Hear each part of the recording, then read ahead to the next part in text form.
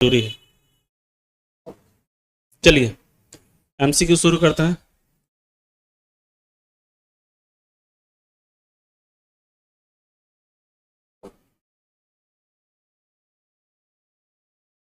चलिए पहला जो एमसीक्यू है आप देखिए, जल्दी जल्दी जवाब दीजिएगा, इसको आज खत्म कर देना। 50 एमसीक्यू है, बहुत इंपॉर्टेंट, बहुत अच्छे अच्छे हैं जो परीक्षाओं में पूछे गए सवाल है, वो सब भी लाया गया है।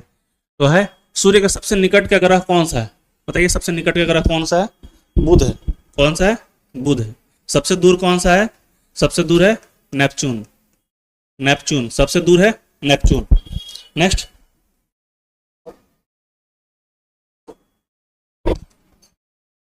नेक्स्ट देखिए, नेक्स्ट क्वेश्चन है, दिख नहीं रहा। सौर मंडल का सबसे बड़ा ग्रह कौन सा है? सौर मंडल का सबसे बड़ा ग्रह कौन है? बृहस्पति। सबसे बड़ा ग्रह कौन है? बृहस्पति। और सबसे छोटा बुध। सबसे छोटा बुध। सबसे करीब सूर्य के यही है, बुध ही है। ठीक है, नेक्स्ट आइए। शनि ग्रह के छल्ले मुख्य रूप से किसके किसके बने हैं? बताइए किसके बने हैं?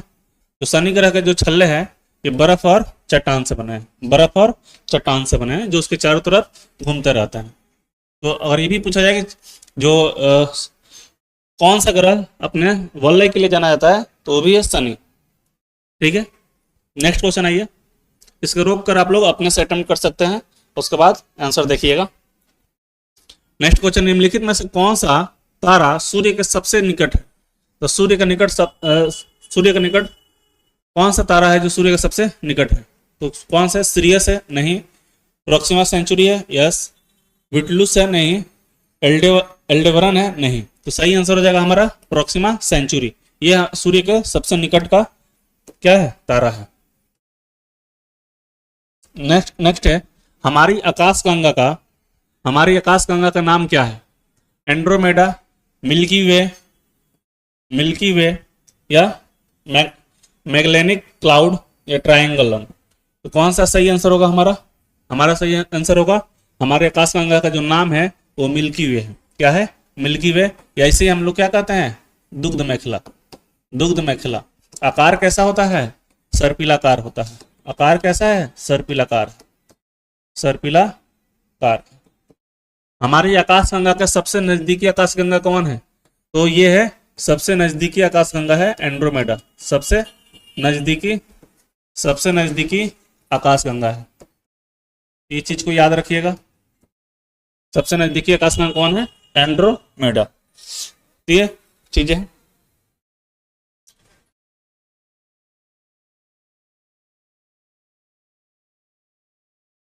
और एक इंपॉर्टेंट क्वेश्चन है यहाँ पे, कि बिग बैंग जो सिद्धांत है ये किससे संबंधित है? बहुत इंपॉर्टेंट क्वेश्चन है, परीक्षाओं में पूछा गया है कि बिग बैंग जो सिद्धांत है किससे रिलेटेड है? तारों के निर्माण, ब्रह्मांड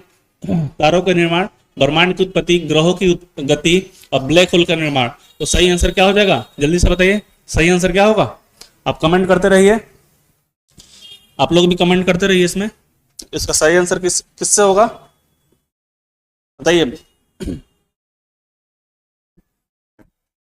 क्या होगा? ब्रह्मांड की उत्पत्ति। ब्रह्मांड की उत्पत्ति। नेक्स्ट है, निम्नलिखित में से कौन सा ग्रह गैसीय ग्रह नहीं है?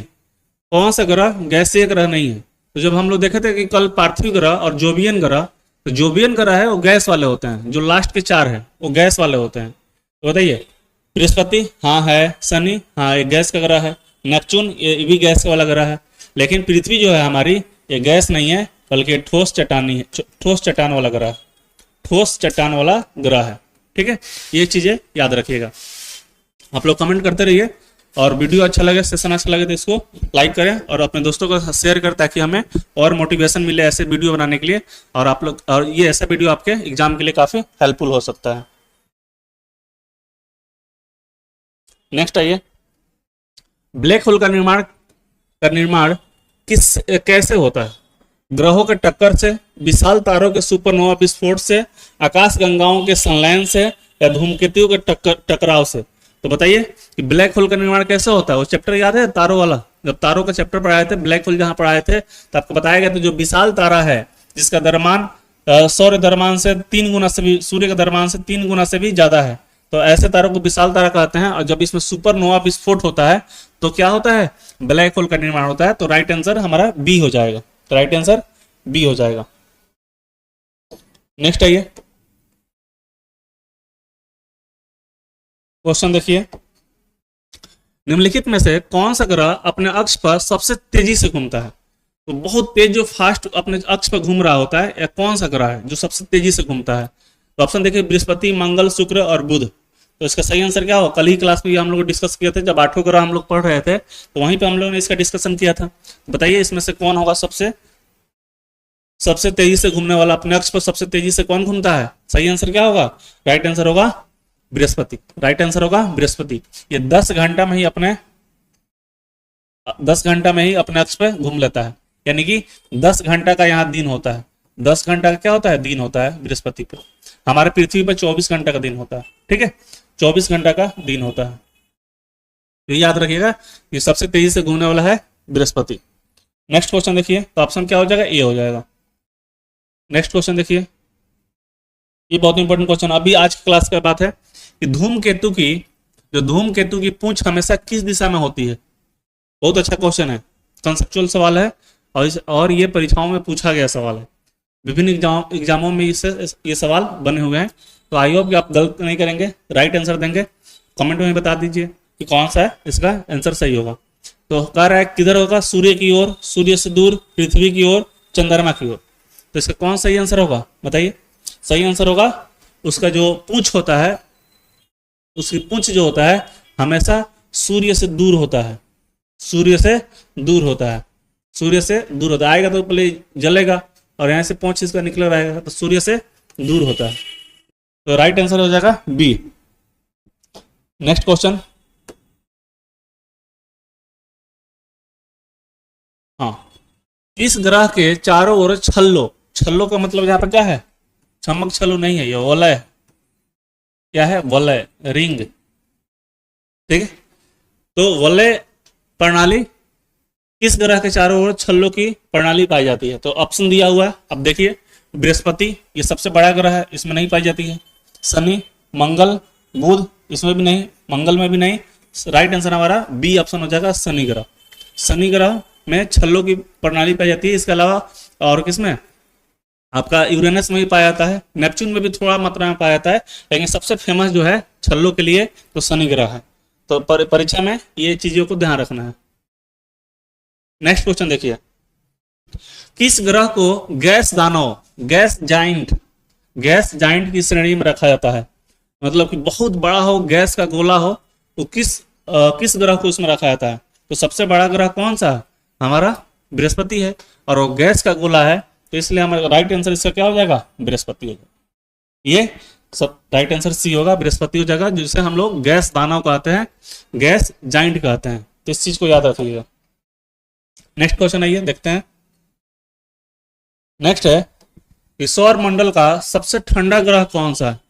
सौर मंडल का सबसे ठंडा ग्रह कौन सा है? बताइए कौन सा है? शनि, बृहस्पति, नेपच्यून और मंगल।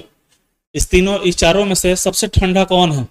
तो सबसे ठंडा होगा, हमारा आंसर होगा सी, नेपच्यून, जिसे हम लोग वरुण भी कहते हैं।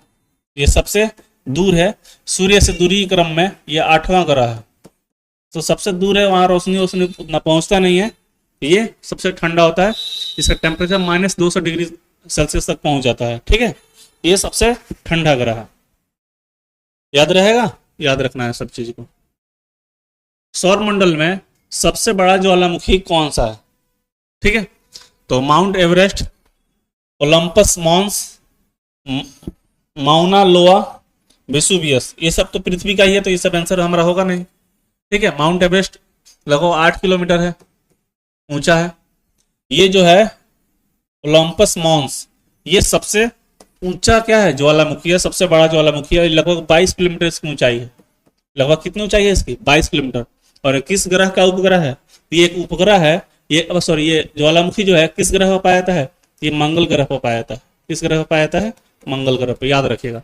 तो सौर मंडल का जो सबसे बड़ा जो ज्वालामुखी है वह है ओलंपस मॉन्स। और किस ग्रह पर पाया जाता है? ये मंगल ग्रह का ज्वालामुखी है। चलिए नेक्स्ट देखते हैं। हाँ, कल हम लोग इस पर चर्चा किए थे, किस ग्रह का घनत्व पानी से भी कम होता है। किस ग्रह का घनत्व पानी से भी कम होता है, यानी कि जब इसको पानी पर रखा जाएगा इस ग्रह को तो तैरने लगेगा, डूबेगा नहीं। यानी कि ये तो ऑप्शन देखिए, इसमें से बृहस्पति है, शनि है, यूरेनस है, नेपच्यून है। तो किसका घनत्व पानी से भी कम होता है, यानी 1 से भी कम होता है, तो है हमारा शनि ग्रह। राइट आंसर हो जाएगा हमारा बी, शनि ग्रह है, इसका घनत्व जो होता है पानी से भी कम होता है। नेक्स्ट आइए, नेक्स्ट देखिए, निम्नलिखित में से कौन सा ग्रह पार्थिव ग्रह नहीं है। कल हम लोगों ने पढ़ा था पार्थिव ग्रह और जोबियन ग्रह, तो उसमें पूछा है कौन पार्थिव नहीं है, 4 में से बताना है कौन नहीं है। पृथ्वी, मंगल, शुक्र, बृहस्पति। तो ये जो है पृथ्वी भी है, पृथ्वी भी क्या है पार्थिव ग्रह है, मंगल भी है, शुक्र भी है और बुध भी है। तो बुध तो हटा दिया है, इसमें बृहस्पति दिया है जो जोबियन ग्रह है, हालांकि इसी का नाम पर जोबियन ग्रह पड़ गया है।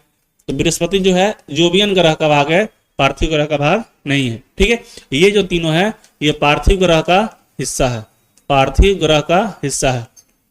ठीक है, और बाकी के जो 4 है वो आपका क्या है, जोबियन ग्रह है।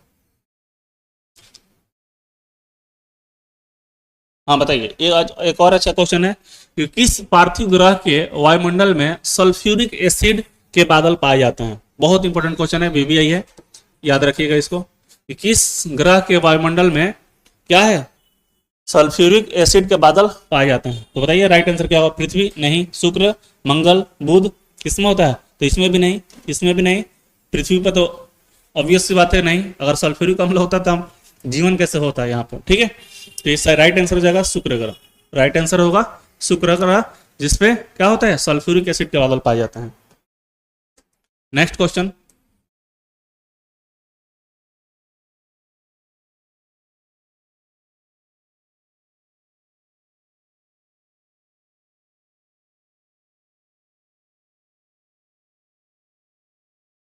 सूर्य की बाहरी सबसे गर्म परत कौन सी है। सूर्य की सबसे बाहरी गर्म परत कौन सा है। हम लोग ने देखा था पिछले क्लासों में कि सूर्य के 6 लेयर होते हैं और 6 लेयर में आपको बताया गया था कि सबसे कौन गर्म होता है। तो देखिए ऑप्शन दिया है फोटोस्फीयर, क्रोमोस्फीयर, कोरोना और कन्वेंशन जोन। तो सबसे जो बाहरी है, एक तो बाहरी होना चाहिए और सबसे गर्म होना चाहिए, तो आपको बताया गया था वो है कोरोना, वो है हमारा कोरोना। तो कोरोना जो होता है सबसे बाहरी गर्म परत होता है सूर्य के 6 सतहों में। ठीक है, बाहरी की बात कर दिया है, अगर ये बाहरी ना देता, खाली पूछता है कि सबसे गर्म परत कौन है, तो हमारा आंसर हो जाता है कोर। सबसे और बाहरी ना बोल के खाली पूछता है कि सबसे गर्म परत कौन है, सबसे गर्म परत हमारा हो जाता है कोर। ठीक है, हमने देखा था इसकी टेम्परेचर लगभग 15 मिलियन डिग्री सेल्सियस होता है, 15 मिलियन डिग्री सेल्सियस तक इसका टेम्परेचर होता है कोर का। तो यहाँ पर जो बाहरी वर्ड आ गया है ना, इसके वजह से हमारा आंसर होगा कोरोना। ठीक है, तो क्वेश्चन जो देख रहे हैं काफी स्टैंडर्ड क्वेश्चन है और परीक्षाओं में पूछा गया क्वेश्चन है। तो इस ऐसे क्वेश्चन को आप रिविजन कीजिए और समय के साथ हर चैप्टर के साथ, अभी तो पहला चैप्टर है, अगले क्लास से दूसरा चैप्टर शुरू होगा, तो हर चैप्टर के साथ जो कंसेप्ट है उसको आपको पहले पूरा अच्छे से कंसेप्ट बताया जाएगा और फिर विभिन्न परीक्षाओं में उस पर पूछे गए जो MCQ है वो आपको यहाँ लाया जाएगा। और यकीन मानिए कि ये क्लास करने के बाद से आपके इस चैप्टर से एक भी सवाल किसी भी एग्जाम के लिए नहीं छूटने वाला है। तो इसलिए इस सेशन को, इस क्लास को आप लोग अपने दोस्तों के साथ शेयर करें, लाइक करें, ताकि हमें और मोटिवेशन मिले ऐसे अच्छे वीडियो बनाने के लिए, जो आपके लिए काफी हेल्पफुल है। आइए नेक्स्ट क्वेश्चन देखते हैं। पृथ्वी के सबसे आंतरिक परत, सूर्य के सबसे आंतरिक परत कौन सी है बताइए। Corona, chromosphere, core, radioactive zone. तो सबसे अंदर कौन सा है, कोर। सबसे आंतरिक परत कौन सा है, कोर। सूर्य की सतह पर दिखाई देने वाले काले धब्बे क्या कहलाते हैं। तो जो काला धब्बा दिखाई देता है ये सन स्पॉट कहलाता है, सन स्पॉट कहलाता है। ठीक है, जब क्या होता है सूर्य के चूंकि वहां भी गैसों के ही क्या है, एक तरह से बादल है, तो जब बहुत ज्यादा वहां से क्या होता है कि गैस का एक समूह मास होता है जो एकदम ज्वाला होता है, सूर्य ऊर्जा का एक भाग होता है जो वहां से हट जाता है। जिस स्थान से वो हट जाता है निकल कर बाहर आ जाता है, तो वहां पे चूंकि टेम्परेचर क्या होता है अन्य क्षेत्रों के, सूर्य के अन्य क्षेत्रों के अपेक्षा ठंडा हो जाता है, और वो चीज हमको वहां से चूंकि एनर्जी हट चुका होता है तो चीज हमको काला दिखाई देता है, काला दिखाई देता है। तो इसी को हम लोग कहते हैं सन स्पॉट। और सबसे इंपॉर्टेंट बात है कि ये हर 11 वर्ष में ये क्रिया, ये प्रक्रिया दिखी जाती है, ये घटना देखी जाती है। तो आपसे सवाल परीक्षा में पूछता है कि ये सन स्पॉट की घटना कितने वर्षों बाद ये रिपीट होती है या दिखाई देती है, तो 11 वर्ष। ये बहुत इंपॉर्टेंट फैक्ट है, आपको यहां ध्यान देना है। नेक्स्ट क्वेश्चन देखते हैं। सूर्य की बाहरी परत कोरोना को कब स्पष्ट रूप से देखा जा सकता है? कल चर्चा हुआ था इसका। नेक्स्ट, ये सूर्य का जो बाहरी परत है जिसे हम कोरोना कहते हैं, सबसे बाहरी परत है, ये कब दिखाई देता है? तो ये जब पूर्ण सूर्य ग्रहण होता है तब दिखाई देता है। तो ऑप्शन में देखिए रात में, ऐसा कोई बात नहीं है। सूर्योदय के समय, ये भी कोई ऐसा कोई फैक्ट नहीं है। दोपहर में, ये भी नहीं है। सही आंसर हमारा बी हो जाएगा, पूर्ण सूर्य ग्रहण के समय। पूर्ण सूर्य ग्रहण के समय ही कोरोना का भाग हमको दिखाई देता है। ठीक है, आइए नेक्स्ट क्वेश्चन देखते हैं।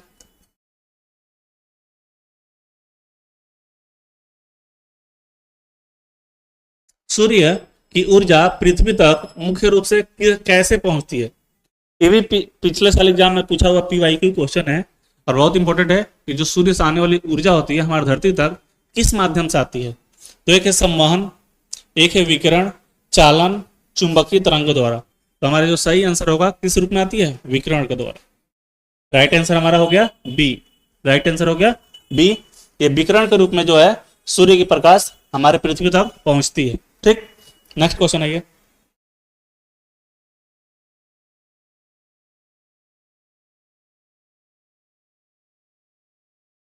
सूर्य की संरचना में कोरोना मास इजेक्शन या कोरोनल मास इजेक्शन, इसको हम लोग कहते हैं CME, ये क्या है? देखिए पहला ऑप्शन दिया है सूर्य की सतह पर काले धब्बे, नहीं, इसको तो हम लोग सन स्पॉट कहते हैं। सन स्पॉट कहते हैं जो काले रंग का दिखाई देता है। कोर में ऊर्जा का विस्फोट, कोरोना से प्लाज्मा और चुंबकीय क्षेत्र का उत्सर्जन, फोटोस्फीयर में प्रकाश की किरणें, फोटोस्फीयर में प्रकाश की किरणें। तो सही आंसर हमारा हो जाएगा ये कि कोरोना से, जो कोरोना वाला क्षेत्र सबसे बाहरी क्षेत्र है, उससे प्लाज्मा, प्लाज्मा क्या होता है? ये अत्यधिक ताप वाली, अत्यधिक उच्च ताप की आयनीकृत गैस होती है।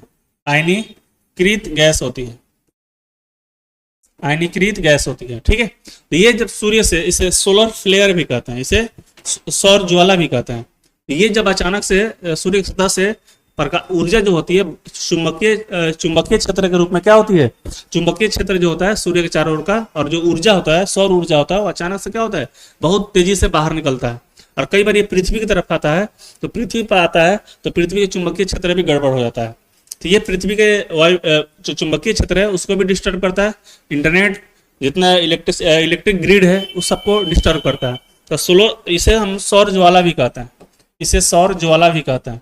ये अचानक से ऊर्जा का निकला हुआ भाग है जो तेजी से बाहर निकलता है और वहां से निकलता है। इसी को हम लोग कोरोनल मास इजेक्शन कहते हैं। तो सौर ज्वाला है, इसे सौर ज्वाला भी कहते हैं। तो दो चीज याद रखिए, एक तो ये पूछा गया है, एक तो ये आपसे इंपॉर्टेंट होता है काले धब्बे, सन स्पॉट, ठीक है, और एक होता है सौर ज्वाला, इसे सौर कलंक भी कहते हैं, सौर कलंक भी कहते हैं। ठीक है, या सन स्पॉट, इंग्लिश में कहे तो सन स्पॉट। एक ये पॉइंट होता है और एक होता है सौर ज्वाला, सौर ज्वाला, जिसे हम सन फ्लेयर भी कहते हैं या आपका CME कहते हैं। ठीक है, तो ये जब सूर्य से निकलने वाली ऊर्जा होती है, इसको याद रखिएगा। नेक्स्ट क्वेश्चन देखिए, ब्रह्मांड की उत्पत्ति के सबसे स्वीकृत सिद्धांत का नाम क्या है?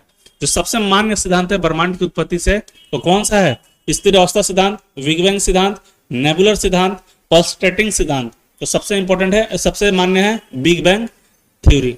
आंसर, राइट आंसर बी हो जाएगा, राइट आंसर बी हो जाएगा। नेक्स्ट आइए, नेक्स्ट क्वेश्चन देखिए, सौर मंडल की उत्पत्ति के लिए सबसे स्वीकृत सिद्धांत कौन सा है? तो सबसे मान्य सिद्धांत कौन सा है? किसके उत्पत्ति के लिए? सौर मंडल। पहले हम जो देखे थे वो किसके लिए था? ब्रह्मांड के लिए था। ये है हमारे सौर मंडल, सोलर सिस्टम के लिए है। तो बताइए कौन सा है? बिग बैंग नहीं, नेबुलर संकल्पना, टकराव सिद्धांत, स्थिर अवस्था सिद्धांत नहीं। तो राइट आंसर हमारा बी होगा, नेबुलर हाइपोथेसिस। तो नेबुलर हाइपोथेसिस जो है सौर मंडल की उत्पत्ति के सबसे मान्य सिद्धांत है, याद रखिएगा, परीक्षा में पूछेगा, कंफ्यूज नहीं होना है। नेक्स्ट है नेबुलर परिकल्पना में सूर्य और ग्रहों का निर्माण किसके संकुचन से हुआ? किन चीजों का संकुचन से क्या हुआ है? ग्रहों और सूर्य का निर्माण हुआ है। तो ब्लैक होल के संकुचन से? बिल्कुल नहीं। सुपरनोवा से? नहीं। तारों के समूह से? नहीं। गैस और धूल कणों के बादल से हुआ है, जिसे हम लोग नेबुला भी कहते हैं। तो नेबुला के संकुचन से ही क्या हुआ है? सूर्य और ग्रहों का निर्माण हुआ है। इसे नेबुलर परिकल्पना कहते हैं। ये परीक्षा में पूछा जा चुका सवाल है, तो आप लोग एकदम अच्छे से एक एक चीज पर ध्यान दीजिएगा, इसी से परीक्षा में सवाल बनेगा। नेक्स्ट आइए, नेबुलर परिकल्पना को सबसे पहले किसने प्रस्तावित किया था? तो सबसे पहले किसने दिया था? इस बात को हमने क्लास में ही बताया था। किस चीज को हमेशा ध्यान रखिएगा, ये पूछता है कि नेबुलर कंसेप्ट को सबसे पहले किसने दिया था? न्यूटन नहीं, आइंस्टीन नहीं, गैलीलियो नहीं। कौन थे? कांट और लाप्लास। कांट और लाप्लास सबसे पहले ये दिए थे। इसमें इन्होंने संशोधन किया था, उसे और उन्नत बनाया था और डेवलप किया था इसको। तो ये दो लोग हैं, कांट और लाप्लास, जो क्या किससे संबंधित है? जो नेबुलर परिकल्पना से संबंधित है।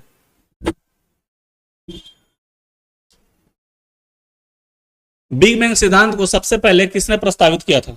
बहुत अच्छा क्वेश्चन है, और आंसर होगा एडविन हब्बल, जॉर्ज होगा, जॉर्ज लेमेंटियर, स्टीफन हॉकिंस, कार्ल सागन नहीं। सबसे इंपॉर्टेंट, सबसे इसका राइट आंसर होगा बी। जो बिग बैंग थ्योरी को किसने दिया? जॉर्ज लेमेंटियर ने दिया था। जॉर्ज लेमेंटियर ने दिया था। आगे देखिए नेक्स्ट क्वेश्चन, ब्रह्मांड के विस्तार को त्वरित करने वाली शक्ति को क्या कहा जाता है? तो कौन सा ऐसा शक्ति है? जैसे हम लोग पढ़े थे ना कि ब्रह्मांड जो है विस्तार हो रहा है, गैलेक्सी के हमसे दूर जा रही है, जितने भी आकाश गंगाएं हमसे दूर जा रही है। तो ये क्यों जा रही है? क्या कारण है? रीजन क्या है? तो रीजन है डार्क मैटर, डार्क एनर्जी। यही एनर्जी है जिसके चलते ब्रह्मांड का क्या हो रहा है? ब्रह्मांड का विस्तार हो रहा है। तो डार्क एनर्जी याद रखिएगा, डार्क मैटर नहीं होगा, डार्क एनर्जी होगा। राइट आंसर बी होगा। ठीक है, नेक्स्ट आइए, रेड शिफ्ट। नेक्स्ट है रेड शिफ्ट क्या दर्शाता है?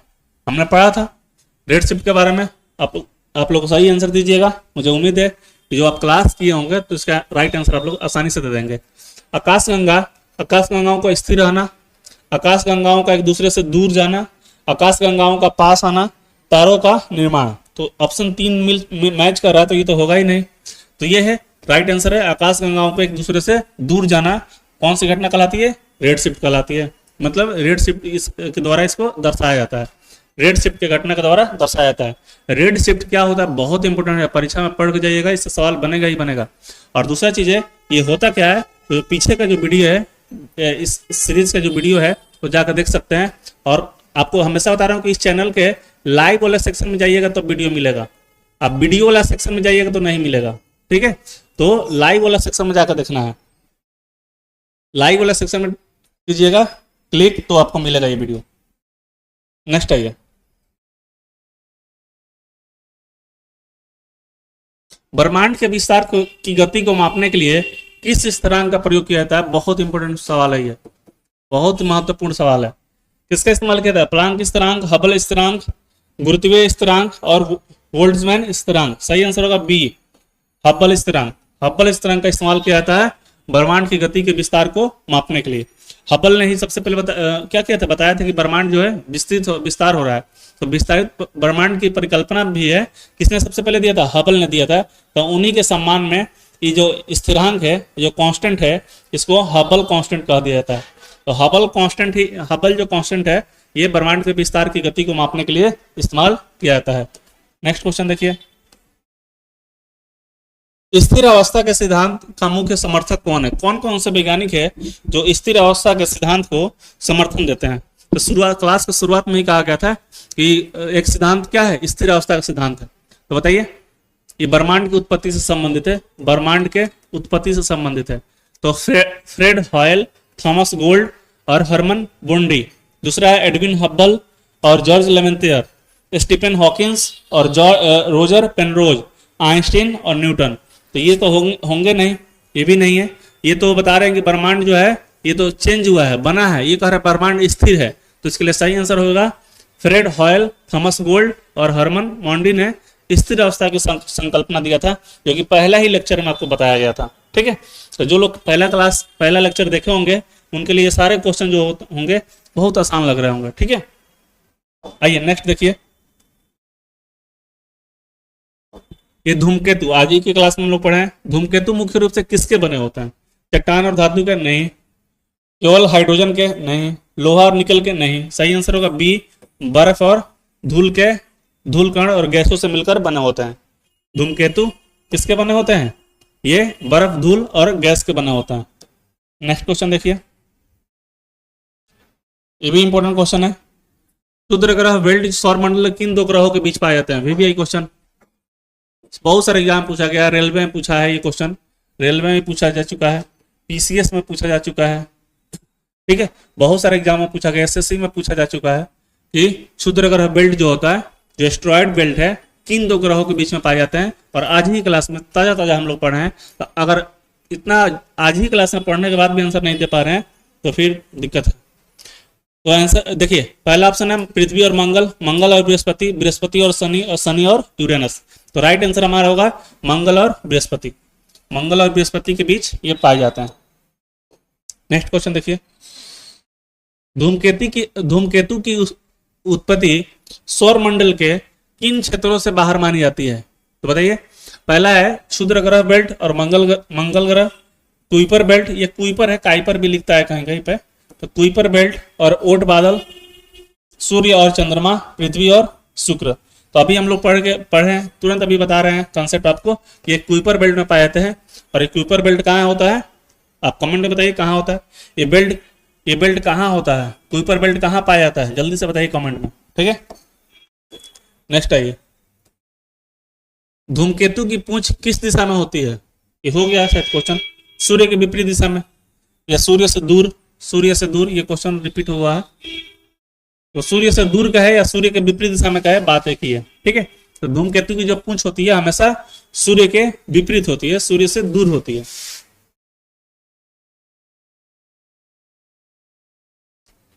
अभी जो क्वेश्चन हम लोगों ने दिया था कि आप कमेंट में बताइए, तो आपने वो क्वेश्चन फिर से आ गया है यहाँ पे कि कुइपर बेल्ट जो है सौर मंडल में कहाँ स्थित है। इसका आंसर हम लोग नहीं बताएंगे, आप कमेंट में बताइए। और आज का वीडियो देखिएगा शुरुआत में तो भी मिल जाएगा। ठीक है, तो इसको हम स्किप कर रहे हैं, आपको आंसर कमेंट में बताना है। ये भी अभी पढ़े हैं जस्ट कि हेली धूमकेतु कितने वर्षों में एक बार सूर्य के चारों ओर चक्कर लगाता है? कितने वर्षों बाद दिखाई देता है हेली धूमकेतु? तो बताइए। 12 वर्ष, 76 वर्ष, 100 वर्ष, 200 वर्ष। तो सही आंसर क्या होगा? 76 वर्ष, ऑप्शन बी।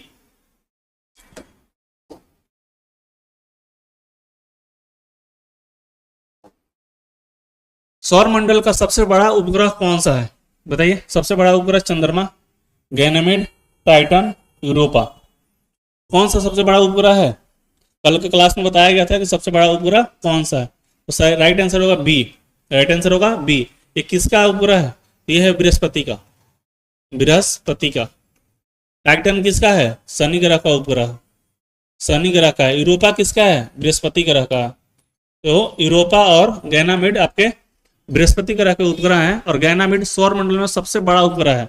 और साथ ही ये तो कहा जाता है कि ये बुध से भी बड़ा है, बुध ग्रह से भी बड़ा है, ये इतना बड़ा है कि तो बहुत इंपॉर्टेंट है। गैनामेड के बारे में सवाल बनते हैं परीक्षा में। नेक्स्ट आइए।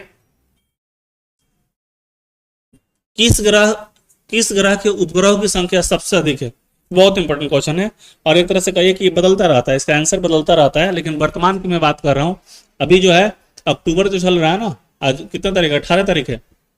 18 अक्टूबर 2025 तक का बात कर रहे हैं, लिख दे रहे हैं ना, तो बाद में अगर आंसर चेंज होगा तो आप लोग बोलिएगा आप तो गलत बताए थे। तो आज तक सबसे अधिक ग्रह जो है वो किसके हैं? शनि के। सबसे अधिक ग्रह शनि के हैं, लगभग 145 उपग्रह है इसके। ठीक है, और उसके बाद से 2 नंबर पर स्थान है, सेकंड नंबर स्थान है आपका इसका। पहला स्थान किसका है? शनि का। और दूसरा स्थान है 95 उपग्रह है बृहस्पति के। इसके 95 के आसपास उपग्रह है, अभी तक खोजा गया है। तो आज से कुछ साल पहले आंसर ये सही हो रहा था, 1-2 साल पहले आंसर बृहस्पति सही हो रहा था, लेकिन अब जो आंसर होगा शनि सही होगा। ठीक, तो इसको ध्यान रखना है।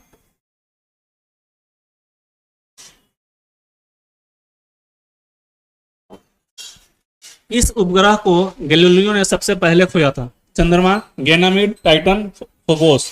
तो ये है गैनामिड, राइट आंसर होगा गैनामिड। ठीक है, फोबोस किसका उपग्रह है बताइए जल्दी से कमेंट में। ये ये जो है किस ग्रह का उपग्रह है? ये किस ग्रह का है बताइए? फोबोस, बहुत इंपॉर्टेंट है। फोबोस और डीमोस दो बताए थे, किस ग्रह का उपग्रह है आप कमेंट में बता सकते हैं। ठीक है,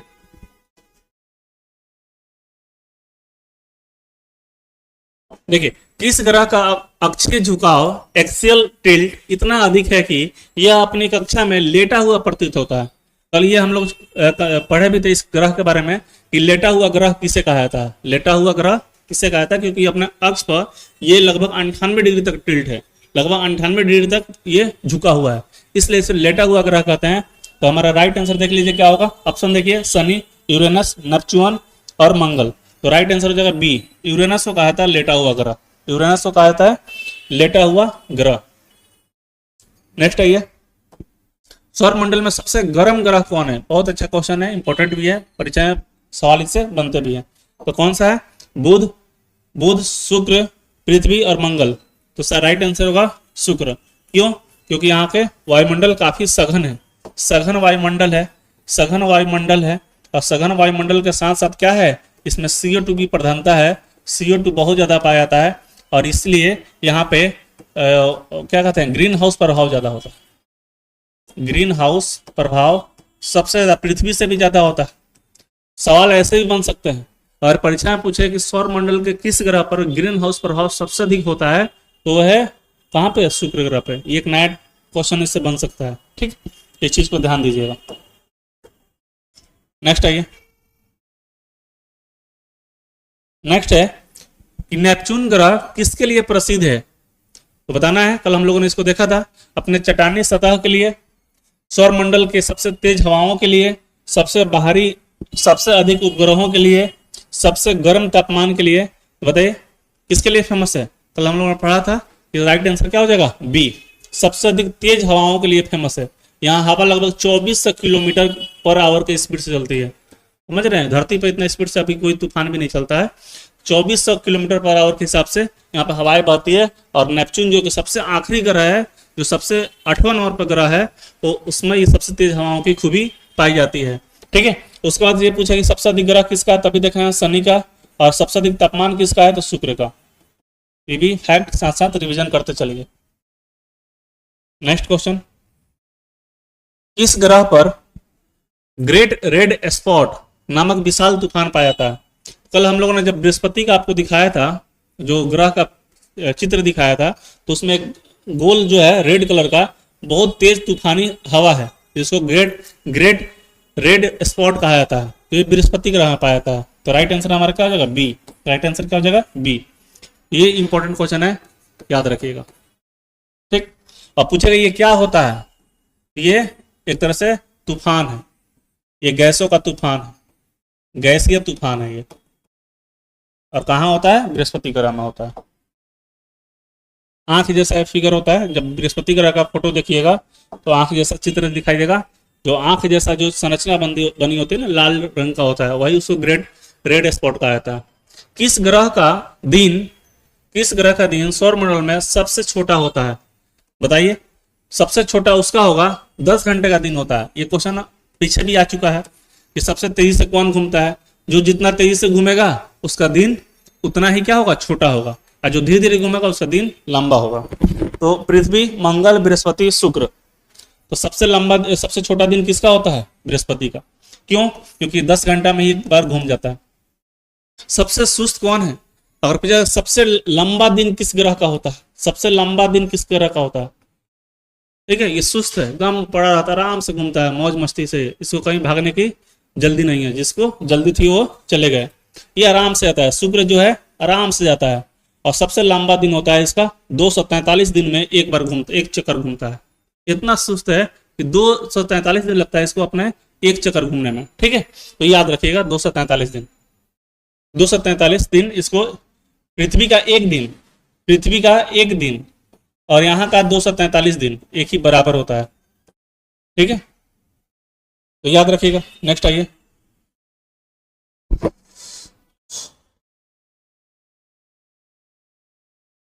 इस ग्रह का एक दिन इसके एक वर्ष से लंबा होता है। तो यहाँ पर मतलब एक दिन जो होता है एक साल से भी लंबा होता है, तो वही है शुक्र ग्रह होगा। राइट आंसर क्या होगा? शुक्र ग्रह होगा।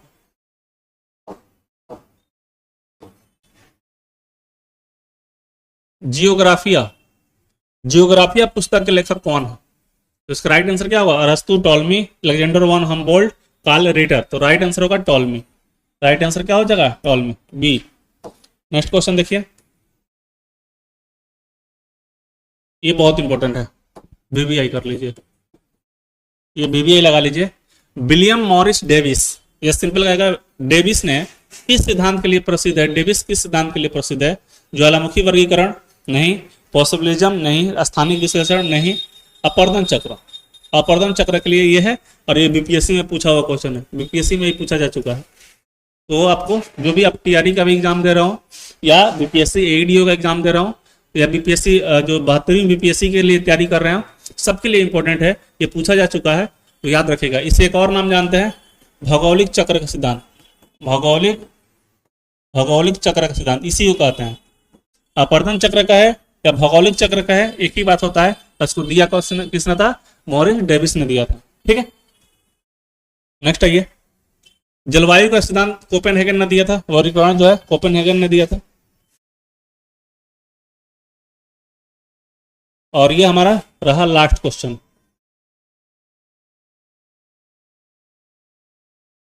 लास्ट क्वेश्चन रहा हमारा, कॉस्मस जो है पुस्तक जो भौतिक भूगोल और प्राकृतिक विज्ञान की एकता पर आधारित है, किसने लिखी है? सिंपल भाषा में कहिए कि कॉस्मस बुक जो है किसने लिखी है? तो कॉस्मस किसकी पुस्तक है? कार्ल रिटर का, अलेक्जेंडर वन हम्बोल्ट का, एल्सवर्थ हंटिंगटन का, व्लादिमीर कोपेन का। तो राइट आंसर क्या हो जाएगा? Alexander von Humboldt. ये इनका बुक है कॉस्मस। ठीक, तो ये जो बुक है आपको यहाँ से देख सकते हैं, इसका आंसर से राइट आंसर क्या होगा? Alexander von Humboldt. और इस तरह से आज आपका एक पहला जो चैप्टर है, जिस तरह से आपके वादे किया गया था कि पहले थ्योरी पढ़ाया जाएगा, फिर कंसेप्ट पढ़ाया जाएगा, और थ्योरी पढ़ाया जाएगा, उसके बाद हम एमसीक्यू कराएंगे, तो सब चीज़ यहाँ कराया गया। और एमसीक्यू भी देख रहे हैं, तो हमारे कंटेंट का जो लेवल है वो भी आप देख रहे हैं, और एमसीक्यू का स्तर देख रहे हैं। ये हर एग्जाम के लिए सूट कर रहा है, और खासकर बिहार दरोगा के लिए तो इसको मतलब अच्छे से पढ़ के ही जाना है। तो जो आने वाली जो मेरी अगली चैप्टर होगी, दूसरी चैप्टर होगा जो विश्व भूगोल का, वो भी इसी तरह से खत्म होगा, और आपसे एक भी परीक्षा में सवाल नहीं छूटेगा। तो अगर आपको ये सब वीडियो, ये सीरीज अच्छा लग रहा हो तो आप कमेंट करें, अपने दोस्तों के पास शेयर करें, लाइक करें, ताकि हमें इससे मोटिवेशन मिले, और ऐसे हम बाकी सीरीज भी और अधिक सीरीज हम क्या कर सकें, ला सकें। ठीक है, तो चलिए, जैसा भी लगा हो आई होप कमेंट कीजिए, बताइए, और अपने दोस्तों को शेयर कीजिए। तब तक फिर मिलते हैं नेक्स्ट क्लास में और अगले चैप्टर के साथ। तब तक के लिए धन्यवाद।